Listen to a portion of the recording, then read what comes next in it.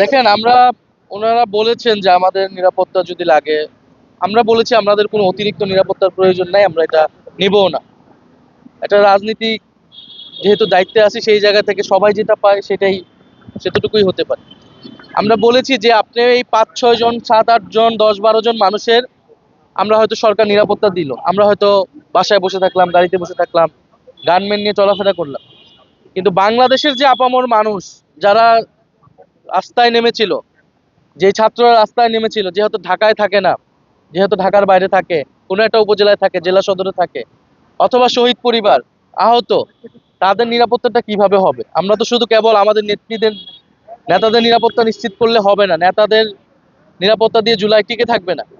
ফলে সামগ্রিকভাবে সমাজ থেকে, রাজনীতি থেকে যদি আওয়ামী লীগের প্রশ্নে সুরাহা আমরা করতে না পারি, আওয়ামী লীগের বিরুদ্ধে, ফ্যাসিবাদীদের বিরুদ্ধে আমরা যদি গণপ্রতিরোধ বজায় রাখতে না পারি, তাহলে আসলে আমাদের কোনো নিরাপত্তা নাই। জনগণই আমাদের নিরাপত্তা।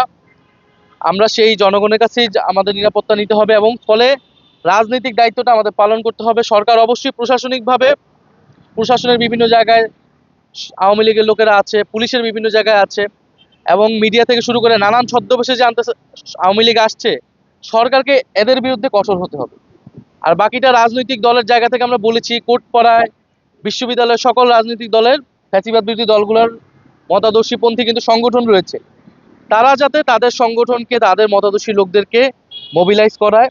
কারণ এটা শুধু এনসিপি এককভাবে সম্ভব না, বা শুধু, ফলে সবাইকে, শুধু শুধু রাজনীতির মাঠে নয়, এই যে বিভিন্ন সেক্টর, আমি এটাকেই বারবার গুরুত্ব দিচ্ছি, কারণ সম্মতি তৈরি করা হচ্ছে অন্য জায়গায়, কোর্টে তৈরি করা হচ্ছে, মিডিয়াতে তৈরি করা হচ্ছে, বিশ্ববিদ্যালয়ে তৈরি করা হচ্ছে।